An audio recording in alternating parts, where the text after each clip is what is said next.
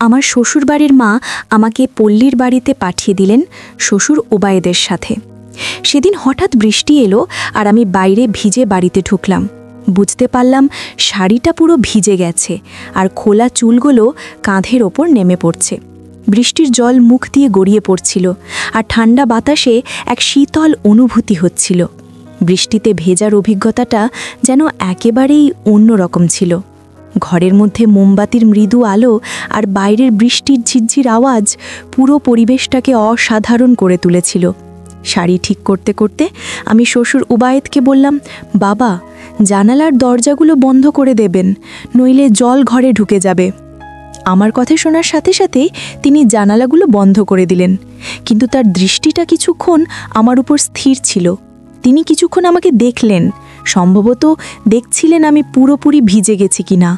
আমি তার এই দেখাটা অনুভব করলাম, কিন্তু কিছু না দেখার ভান করে বললাম, বাবা, মোমবাতিটা নিয়ে ওপরের ঘরে চলুন, যেন আমি কাপড় বদলাতে পারি আর একটু আরামে বসতে পারি। শ্বশুর ওবায়েদ কিছুক্ষণ পরে তার দৃষ্টি সরিয়ে নিয়ে বললেন, ঠিক আছে বৌমা, চলো ওপরের ঘরে যাই। আমরা দুজন ওপরের ঘরে গেলাম। তারপর আমি বাথরুমে গিয়ে বাবাকে ডেকে বললাম, বাবা, এখানে এতগুলো কল কেন খোলা রাখছে? আপনি এখানে দেখুন এবং জল বন্ধ করুন। বাবাজি বাথরুমে এসে নলগুলো বন্ধ করতে লাগলেন। ঠিক তখনই আমার পা হঠাৎ পিছলে গেল আর বাবাজি আমাকে তখনই ধরে ফেললেন। আমার মনে তখন বেশ অস্বস্তি হচ্ছিল, কিন্তু আমরা দ্রুত পরিস্থিতি সামলে নিলাম। শ্বশুর ওবায়েদ আমাকে বাথরুমে, বন্ধুরা, আজকের গল্পটি আরও স্পেশাল, কেউ মিস করো না। আর দয়া করে গল্পগুলো ভালো লাগলে ভিডিওটি লাইক, শেয়ার এবং চ্যানেলটি সাবস্ক্রাইব করো প্লিজ। যাই হোক, এমন সময় আমার শ্বশুরবাড়ির মার ফোন এলো। আমি আগে থেকেই বুঝতে পারছিলাম যে কিছু একটা গুরুত্বপূর্ণ কথা হবে, কারণ তিনি সাধারণত তেমন কোনো কারণ ছাড়া এত তাড়াতাড়ি আমাকে ফোন করেন না। আমি তখন অফিসে ছিলাম। আমি ফোনটা তুলে নিলাম এবং তার কণ্ঠে হালকা উত্তেজনা লক্ষ্য করলাম। তিনি সরাসরি বললেন, বৌমা, তোমাকে তোমার বাবাজির সাথে পল্লীতে যেতে হবে, অনেক গুরুত্বপূর্ণ কাজ আছে। আমার শ্বশুরবাড়ির মার কথা শুনে আমি একটু অবাক হয়ে গেলাম। আমার মাথায় তখনই ভাবনা এলো, কেন তিনি নিজে যাচ্ছেন না আর কেন আমাকে যেতে হবে? আমি শান্তভাবে বললাম, শ্বশুরবাড়ির মা, আপনি এবং আপনার ছেলে কি একসাথে যেতে পারতেন না? আমার অফিসের কাজ রয়েছে। শ্বশুরবাড়ির মা একটু গম্ভীর হয়ে বললেন, বৌমা, তুমি তো জানো আমি যখনই বাইরে যাই আমার শরীরটা ভালো থাকে না, আর তোমার স্বামী সবসময় নিজের কাজে ব্যস্ত থাকে বা তার বন্ধুদের সাথে মিলে মদ খেয়ে সময় কাটায়। ওকে বোঝানোর চেষ্টা করেও কোনো লাভ হয় না, তাই আমি তোমার উপরে ভরসা করি বৌমা। তার কথা একটা সত্যতা ছিল। আমার স্বামী সত্যিই তার বন্ধুদের সাথে সময় কাটাতে বেশি পছন্দ করতেন, আর বাড়ির কাজের ব্যাপারে তার কোনো আগ্রহ ছিল না। পরিস্থিতি বুঝে আমি শ্বশুরবাড়ির মাকে বললাম, ঠিক আছে শ্বশুরবাড়ির মা, আপনি যেমন চান। শ্বশুরবাড়ির মা তখন শান্তভাবে বললেন, বৌমা, তোমাকে প্রপার্টির কাজ দেখার জন্য যেতে হবে, এটা খুবই জরুরি আর তুমি ঠিকভাবে সামলে নিতে পারবে। বাবাজির সাথে সোমবার থেকে বুধবার পর্যন্ত সেখানে থাকলেই চলবে। বৃহস্পতিবার কাজ শেষ করে তুমি শুক্রবার বা শনিবার বাড়ি ফিরে আসতে পারবে। আমি তাকে আশ্বস্ত করে বললাম, ঠিক আছে শ্বশুরবাড়ির মা, আপনি চিন্তা করবেন না, আমি বাবাজির সাথে চলে যাব। আমি দ্রুত সিদ্ধান্ত নিলাম এবং ভাবতে লাগলাম যে পল্লীর বাড়িতে যাওয়া আমার জন্য একটি নতুন অভিজ্ঞতা হতে পারে। আসলে অনেক দিন ধরেই আমি বাড়ি আর অফিসের কাজের মধ্যে আটকে ছিলাম, তাই একটা বিরতির প্রয়োজন অনুভব করছিলাম। শ্বশুরবাড়ির মা ঠিকই বলেছিলেন, পল্লীর বাড়িটা বেশ বড় এবং সুন্দর ছিল।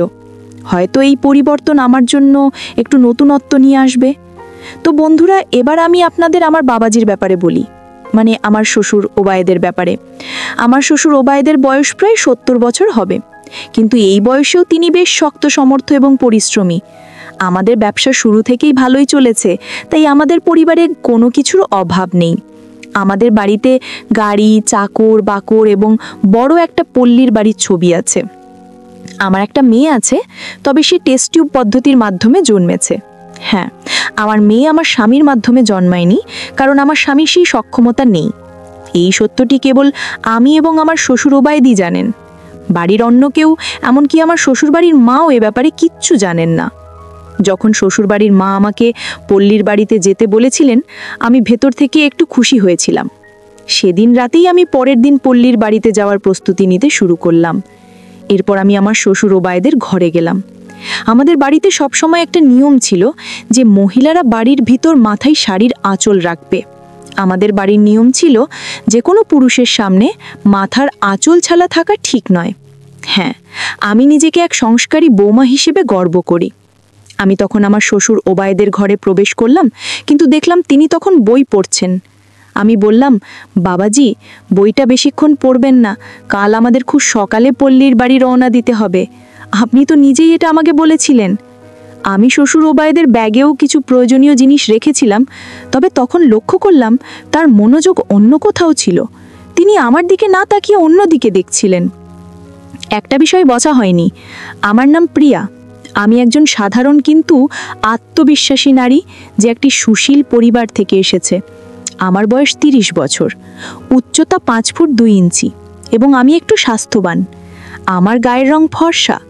আমি যখন শাড়ি পরি সেটা অনেকটা একটা মডেল বিপাশা বসু স্টাইলে পরি, আর প্রায় লোকের দৃষ্টি আমার দিকে আটকে যায়। এসব আমি বলছি যাতে আপনি আমার কল্পনা করতে পারেন এবং আমার গল্প পড়ার সময় আমার চেহারা আপনার মনে স্পষ্টভাবে ফুটে ওঠে। আমি একজন সাধারণ মেয়ে, যে সুশীল পরিবার এবং সমাজের নিয়মের মধ্যে জীবনযাপন করছি, কিন্তু এবার গল্পে কিছু একটা আলাদা ঘটেছে, এমন কিছু যা আমি কখনো স্বপ্নেও ভাবতে পারি না। আমরা দুপুরের পর একটু দেরিতে রওনা হলাম। আমরা গাড়িতে যাচ্ছিলাম আর আমার শ্বশুর ওবায়েদ গাড়ি চালাচ্ছিলেন।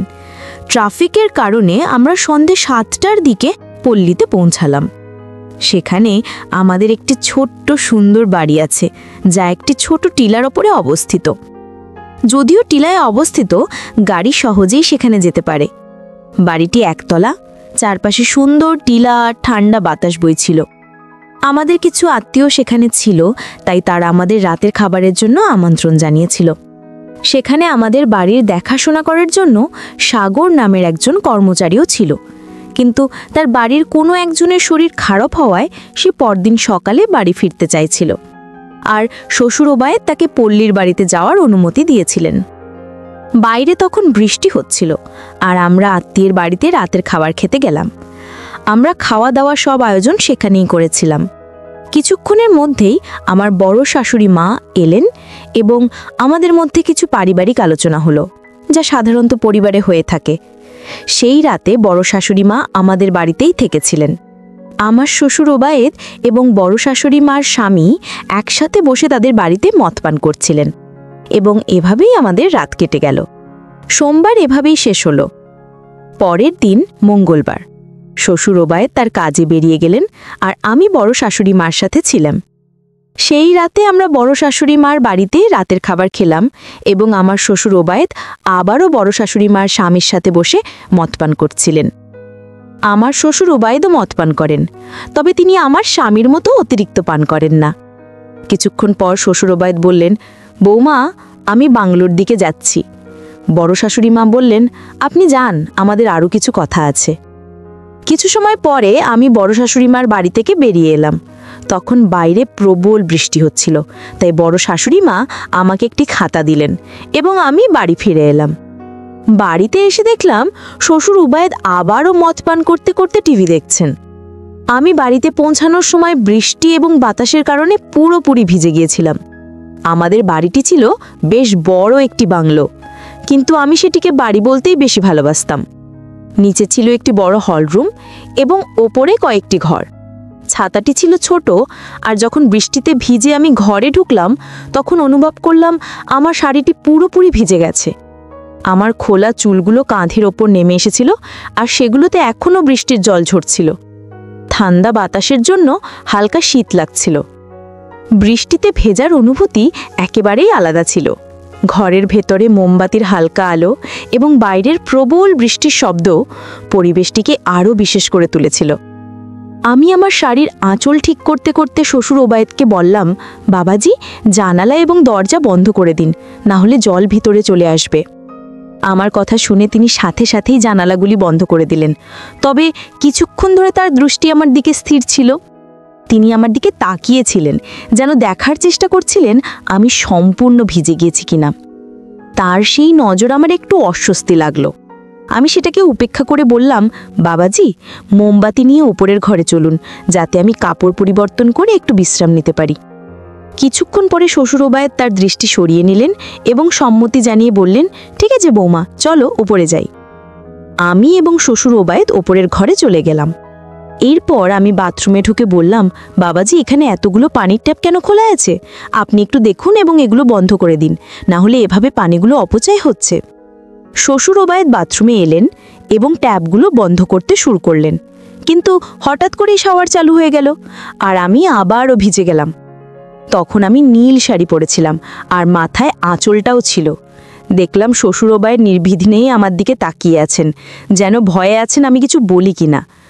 বৃষ্টির জন্য আমার শাড়িটি পুরোপুরি ভিজে গিয়েছিল আর তিনি আমার দিকে এক দৃষ্টিতে তাকিয়েছিলেন। একদিন এরকমই হয়েছিল। আমার শ্বশুর ওবায়েদ প্রায় বন্ধুদের সাথে বাইরে ঘুরতে যেতেন। তার সিগারেট খাওয়ার অভ্যাসও ছিল।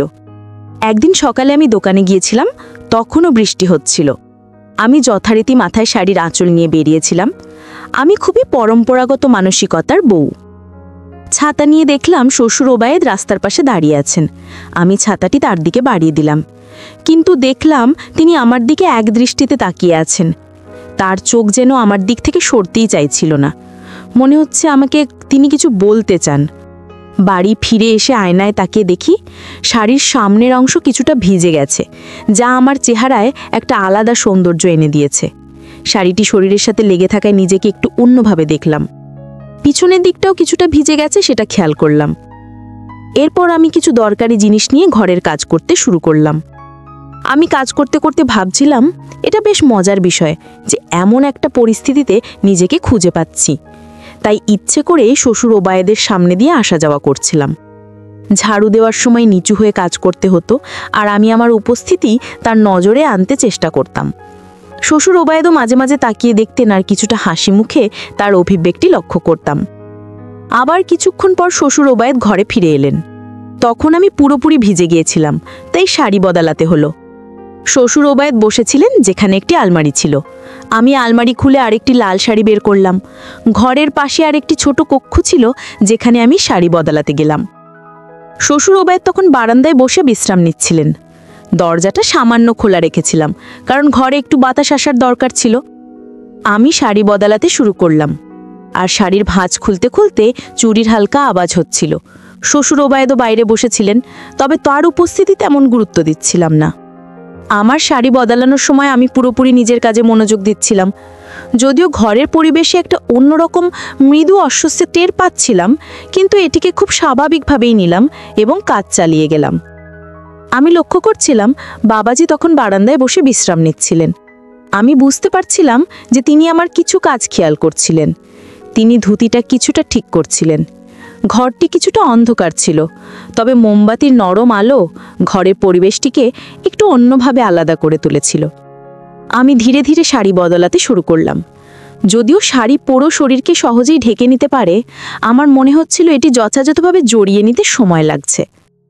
আমার আর বাবাজির মধ্যে বেশ কিছুটা দূরত্ব ছিল, প্রায় 15 থেকে 15 ফুট। তিনি সোফায় বসে বাইরে তাকিয়েছিলেন এবং আমি আমার কাজ নিয়ে ব্যস্ত ছিলাম।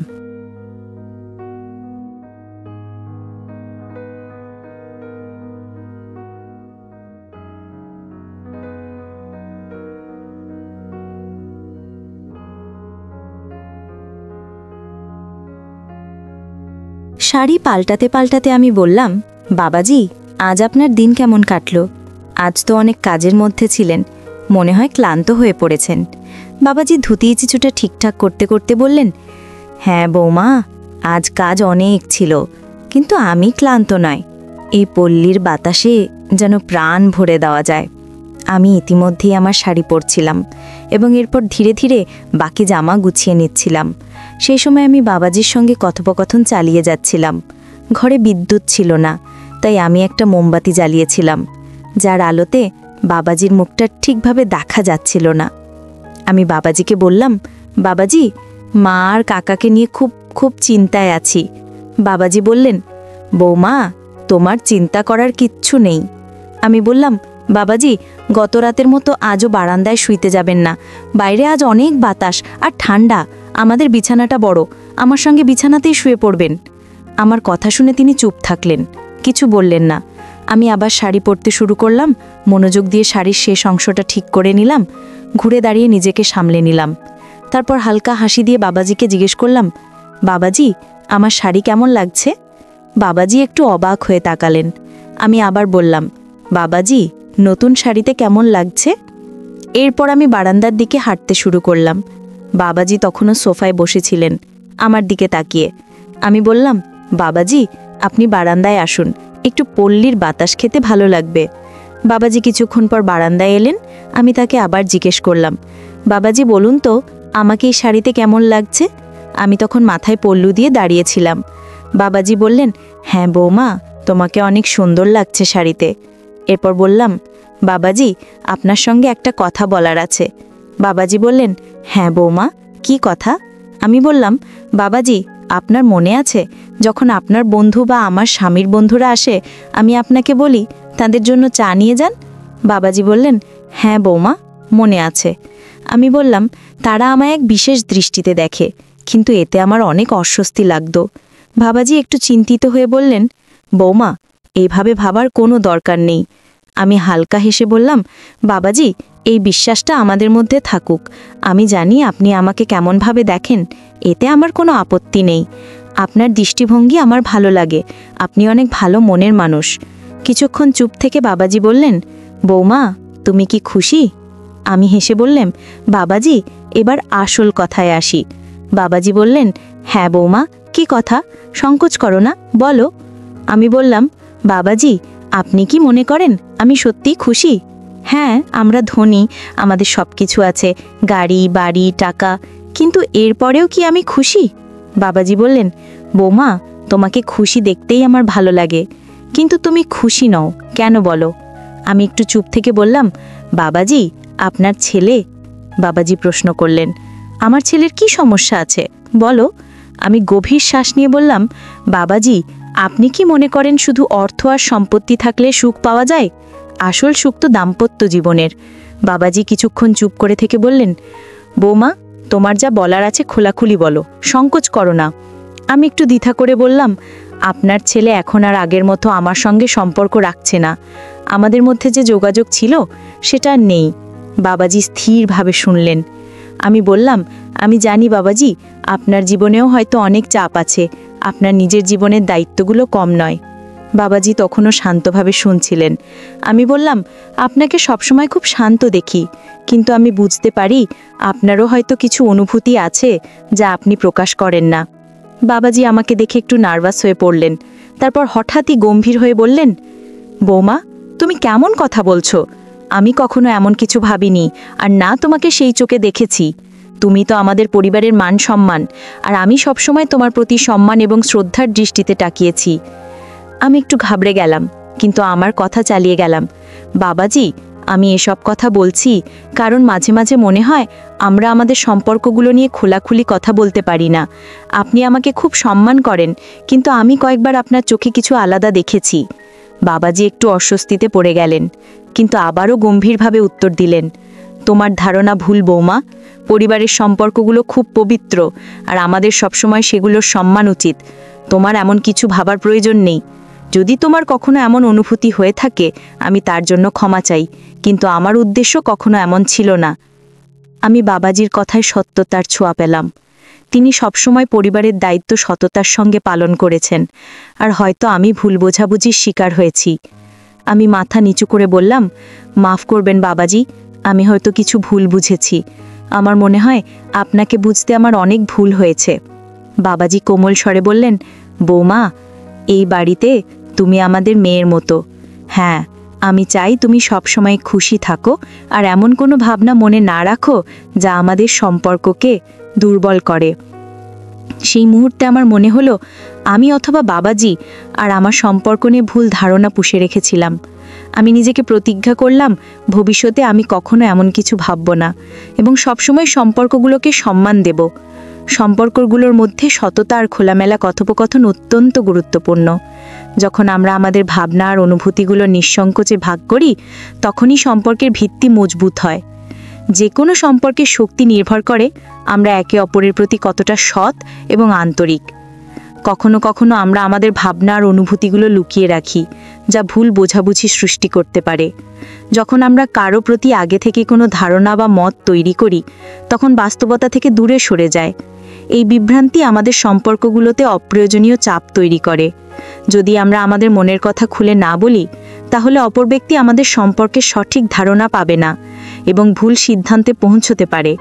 তাই একে অপরের সঙ্গে খোলাখুলি কথা বলা অত্যন্ত গুরুত্বপূর্ণ। এতে শুধু আমাদের অনুভূতিগুলো পরিষ্কার হয় না, পাশাপাশি অন্যজন আমাদের অবস্থান ও চিন্তাভাবনা সম্পর্কে সঠিক ধারণা পায়। সৎ কথোপকথনের মাধ্যমে সম্পর্কের বিশ্বাস ও বোঝাপড়া বাড়ে, যা আমাদের একে অপরের আরও কাছে নিয়ে আসে।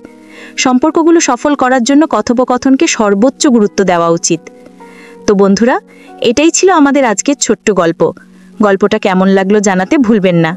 আরও মজার মজার রোম্যান্টিক গল্প শুনতে চাইলে ভিডিওটা লাইক, শেয়ার এবং চ্যানেলটি সাবস্ক্রাইব করতে এবং বেল আইকনটি ক্লিক করতে ভুলবেন না। ধন্যবাদ।